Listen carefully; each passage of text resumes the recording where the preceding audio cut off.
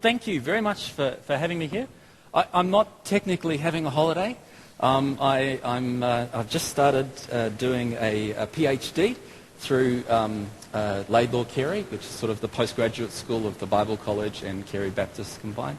And it's on the role of the Spirit in the life of the church. So that's keeping me nice and busy. But I must say, coming here, I've never been here before, but it feels just like home. And you could get no higher compliment, to be honest. It's a lovely place and just a wonderful spirit. So thanks, Morris, for inviting me. And it's just a real pleasure to be here. Now I had a clip to start off with, so do you just want to show that for me?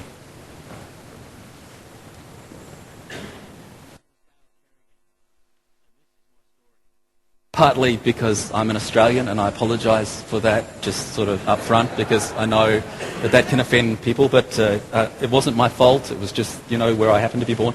And it's a story of a guy called Dale Kerrigan. And I wanted to start off today by showing it to you, because this morning I wanted to ask you to think about your story. Fundamentally, I think there are only two different ways that you can think about your story. One is to think of it like a book or a movie or a narrative. This happened and then that happened and then the next thing happened. If I was to tell you my story, what I'd say is I was born, I grew up, I got educated, I got a job, I met my wife Di, we got married, we had some kids, I became a pastor, and now I'm doing some study. That's my story in about 5 seconds. But there's another way that you can look at your story, a way that's probably more profound. You can look at your story in terms of a kind of a chronology of events. You can also think of your story in terms of the kinds of themes that are in it, the ones that keep coming up over and over again. You can think of your story in terms of what really matters to you. What are the things that my life reveals are really important to me? What are the things I define my life by? What counts for me? So I've been thinking about this for the last little while, and what do we as kind of, normal, everyday Kiwi Christians, what do we define our lives by? What counts for us? What matters? And what I wanted to do this morning, if you give me the privilege, is to take the next 10 minutes or so outlining what I think are some of the most important values to us. Not so much as a church, but as individuals. What matters to us? And as I'm going through, you might want to think to yourself, well, whether or not these values, the ones that I'm outlining, I think are generally true, are true for you. You might agree with them and say, yeah, they're my values. They're the ones that are important to me. Or perhaps you might disagree and say, no, some of those, they're not such a big deal for me. So there's 5 of them all up, so let's just get started. The first value probably doesn't come as any surprise. It's the value of family. Most of us, I think, who are Kiwi Christians, for good or for bad, we see our story as being defined by our family. When we tell the stories of our lives, one of the first things we say is what kind of family we came from. One of the things we end up with is what kind of family we've got now, or what kind of family we want to have. For those of us who have families, we put an awful lot of effort into making our families work well, to be good and healthy families. And when we're not putting a whole lot of effort in, or when our families aren't going as well as we think they should, we feel horribly guilty about it. I think if you were to pick one of the things that's the most important to us as Kiwi Christians, you'd pick families. Families matter. Families count. First value, family. Second value, security. One of the things I did as a pastor, and I'm doing even more now as a student, is I spend an awful lot of time reading and thinking about the culture that we live in. And one of the things you can't get 2 sentences into reading about modern Kiwi culture without coming across this issue of money, consumerism, materialism. And so I was trying to think to myself, well, if money defines our society, does it define us? Does it define us as Kiwi Christians? And the more I thought about it, the more I thought, I'm not sure that it does so much. What I think matters to us is not so much money, but security. Security really matters to us. I mean, one of the things that money does for us is we can kind of look at our salary coming in, or the amount we have in the bank, or the amount we have invested in the house, and we think to ourselves, well, I'm going to be okay. Me and my family, we're going to be okay, because I've got that security, that nest egg, that money. So the issue is not so much the money per se, but the security that the money gives. Security for ourselves, security for our family. I think it's a value of ours. Security matters. Security is important. Security counts. So family, security, and thirdly, happiness. Happiness. Happiness is incredibly important to us. I mean, we want to be happy. I'm not judging this. I'm not saying whether it's good or it's bad. I'm just saying that's the case. We want to be happy. I want to be happy. I value family. I value security. I value happiness. One of the most important things in my life, I think, is I want to be happy. I can't imagine how you could live life without wanting to be happy.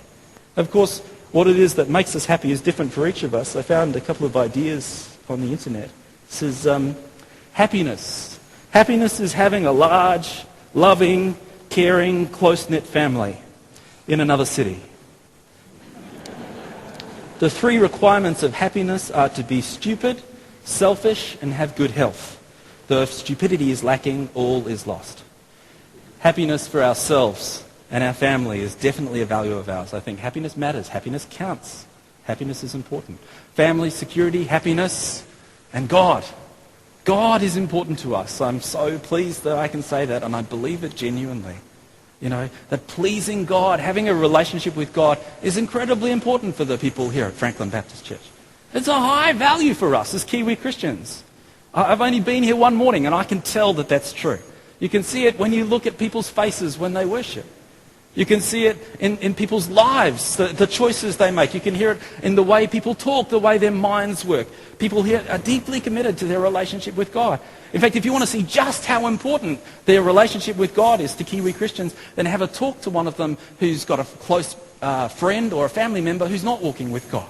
When you talk, you hear passion. You hear pain. It's not hidden. It's obvious. It's right there on the surface. God matters to the people in this church. I think God is important. God counts. So family, security, happiness, God. And the final one is just a little bit different, but it definitely needs to be in there. It's the value of independence. One of the things that I think is very true for us as Kiwi Christians is that we are independent. We believe that we have the right as individuals to choose what we will do with ourselves. No one has the right to impose on us what we should or shouldn't do. We know that life is a matter of values, but more than that, we believe that values are fundamentally personal. They are individual, and it's up to us in freedom to choose our own values. Essentially, one of our values is the right for us to be able to choose our own values. So, for example, most of us here, I imagine, here at Franklin, we've chosen to follow God, and so we try and do what God says. But that's our choice to follow God. The choice to make God one of our values is our decision. No one else can make it for us. And if we wanted to, we could choose to stop following God. I mean, hopefully we don't. But the point is, it's our choice as individuals. Being able to make our own choices matters to people like you and me, I think. Independence is important. Independence counts. So there you go. 5 values, I think, characterize us as Kiwi Christians. They're not in any particular order, but I think they're all important to us. Family, security, happiness, God, independence.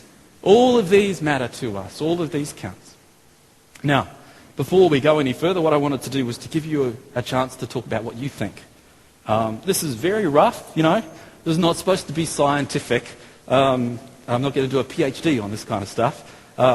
It's not supposed to be perfect. It's just supposed to give us a bit of a picture of what it is that we value, what is important to us. So what I wanted you to do was to turn to the person next to you and tell them, first, whether or not you think these values are accurate for you.